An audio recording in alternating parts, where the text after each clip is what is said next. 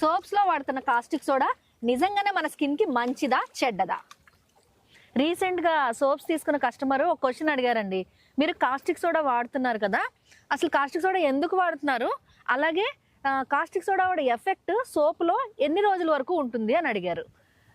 So మనం బేసికల్గా caustic soda మనం ఎందుకు వాడుతున్నాం అంటే అండి, ఒక ఆయిల్స్ అనేవి సోప్ కింద మారడానికి సపోనిఫికేషన్ అనే ప్రాసెస్ జరుగుతుంది. అది జరిగి సోప్ గట్టిగా అవడం కోసం ఆ సపోనిఫికేషన్ ప్రాసెస్లో సోప్ అనేది మనకు తయారవుతుంది. అలా తయారవడానికి కంపల్సరీ మనం కాస్టిక్ సోడా అనేది వాడాలి. సోపు తయారు చేస్తున్నప్పుడు ట్రేస్ వచ్చింది మౌల్డ్లో పోసేస్తున్నాం అని చెప్తూ ఉంటాం కదండి. ఆ ట్రేస్ వచ్చినప్పుడే మనకి 95% ఆఫ్ ద కాస్టిక్ సోడా అనేది సోప్ కింద కన్వర్ట్ అయిపోతుంది. మిగిలిన 5% of the caustic soda soap కింద కన్వర్ట్ అవ్వడానికి 24 hours to 48 hours టైం పడుతుంది. ఈలోపు మొత్తం కాస్టిక్ సోడా అనేది సోప్ కింద కన్వర్ట్ అయిపోద్ది. ఇంకా దాని ఎఫెక్ట్ ఇంకా అసలు ఉండదు. మరి సోప్ 2 daysలో రెడీ అయిపోతున్నప్పుడు ఎందుకు మాకు వెంటనే ఇవ్వట్లేదు, క్యూరింగ్ పీరియడ్ ఉంది అంటున్నారు ఎందుకు అని కొంతమంది అడుగుతున్నారు.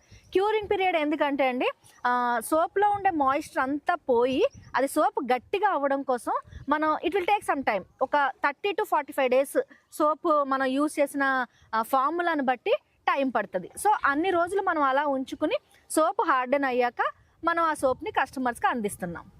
48 hours తర్వాత జనరల్గా సోప్ అనేది మనం వాడేసుకోవచ్చు. బట్ ఏంటంటే సోప్ కొంచెం హార్డెన్ అవ్వకుండా ఉంటుంది అనమాట. తొందరగా మనం వాడుతున్నప్పుడు కరిగిపోతుంది. కమర్షియల్ సోప్స్ లాగా లాంగ్ డేస్ అనేది రాదనమాట. అందుకని మనం క్యూరింగ్ పీరియడ్ని మెయింటైన్ చేసి సోప్స్ని అందిస్తున్నాం. అవి మనకి లాంగ్ టర్మ్ వస్తాయి. కమర్షియల్ సోప్స్లో ఏంటంటే హార్డెన్ అవ్వడానికి, లాంగ్ డేస్ రావడానికి ఏజెంట్స్ అనేవి వాడుతూ ఉంటారు. అందుకని అవి జస్ట్ తయారు చేయగానే ఇమీడియట్లీ రెడీ టు యూజ్లా ఉంటాయన్నమాట.